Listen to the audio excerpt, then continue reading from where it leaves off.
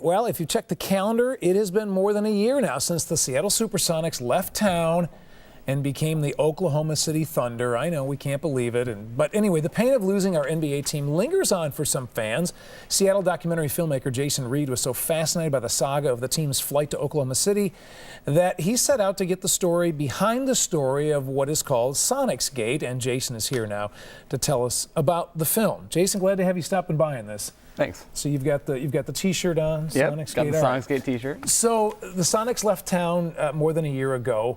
What got you decided? Why did you decide then? All right, well, I need to make a documentary on this. You're a hardcore fan. Well, first and foremost, I'm a fan, okay. and I grew up watching the '90s Sonics with George Karl, Gary Payton, all those guys. Right. So I have a passion on that level. But as things started happening, before the team left, I became more and more interested with the story, and things kept happening, and I started making little videos following it. I covered the Save Our Sonics rallies, went to the trial every day. You know, looked at Clay Bennett in the courtroom, and I just decided that someone needed to tell this story and get all the facts in one place. So we have one succinct telling of the story. Right, which again, following up and making it a documentary. Now, I understand you had to do a little bit of sneaking around to do this here. Why all the secrecy? Well, we just the film is critical of a number of people. There's a lot of villains in this story. There's Howard Schultz, there's Clay Bennett, who stole our team. There's our mayor who settled last minute and essentially opened the door to let the team leave. And the basketball commissioner himself. The basketball commissioner himself, David Stern. And so we were careful. We were interviewing a lot of NBA players and coaches. We interviewed Gary Payton, George Karl, and we just kind of wanted to keep things off the radar until we released the film. All right, so again, a lot of NBA players. There were a lot of people that were anxious to talk about this, but then those that were not. We noticed that Commissioner David Stern is not a part of this documentary. Did you approach him? Yes, we approached David Stern, Clay Bennett, Howard Schultz, and Mayor Nichols. They all declined to be interviewed for the film. Now, we did interview, for instance, Brad Keller, Clay Bennett's attorney.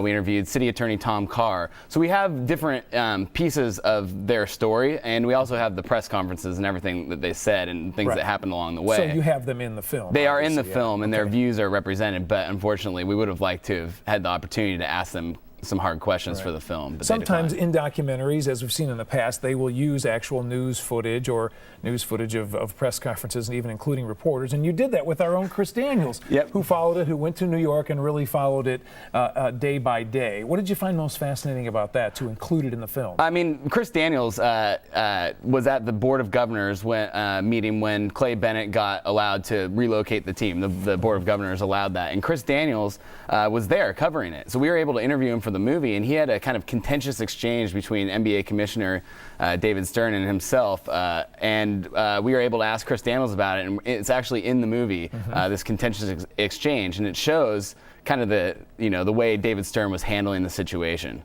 And Chris Daniels, did a great job handling the situation.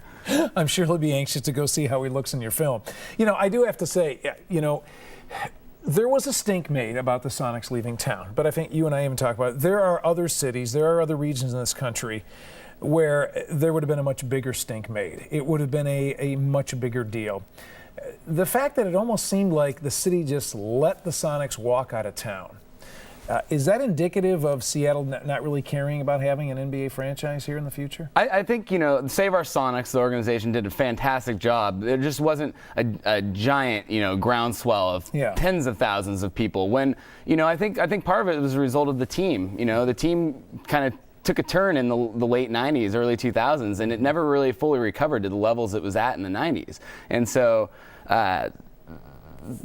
people weren't interested as much anymore. And in addition to that, the Mariners and the Seahawks have Quest and Safeco Field, two state-of-the-art, stadiums. And Key Arena, even though it got a remodel in '95, is not a state-of-the-art arena. And so I think that a lot of fans kind of got turned off to the NBA. And I don't mean to be critical of Save Our Sonics. I mean, I think they did do a good job. They did make their voice heard. But the fact that the NBA has said, look, we can't put a franchise there until there is a new facility, they're basically shutting the door on Seattle. Now, in the documentary, I mean, you talk about how the team left and obviously are critical of the way that happened. Does the film leave us with any hope that there are possibilities for a franchise to come to Seattle in the near term? Well, you know, it's a tragic story. So there's, you know, we lost our team. So there isn't a ton of hope. So there's no love there for that. But there is, you know, the thing that's kind of sad about this whole situation is if Seattle's going to get a new NBA team, we're going to have to steal it from another city.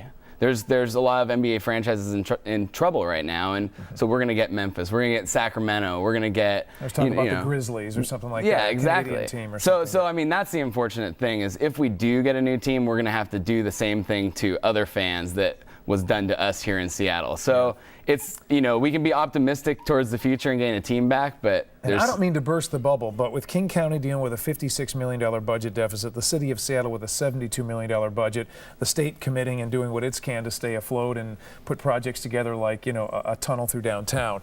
I don't know how much money there's going to be or love for the legislature to do what it takes to get a team here in the near term, but we'll see. Yeah. We'll see if that Sonics fan base is strong enough to continue to mobilize 4 or 5 years from now. And we really hope the goal with this film is to get the story out and told. We're releasing it for free on the internet starting Sunday night. We have screenings on Friday and Saturday night here in Seattle. But really, we feel like getting the story told and showing just the rest of the city and the country what happened to us, because it's a very complicated story. We're hoping that will keep the issue in the forefront and gain some momentum to get a new team back. Certainly part of Seattle history, Jason. You're absolutely right. Want to tell you, it debuts tonight at the SIFF Cinema. Screening sold out, but you can get tickets to the second showing, right? At Pacific Place. Okay, Saturday afternoon. If you can't make it to that, the movie will be released online at Sonicsgate.org. Sonicsgate.org on Monday, and we have the link on our website to the movie, so you can check it out. Go to king5.com. It's under news links. Thanks for stopping by. Thank you. All right, Jason.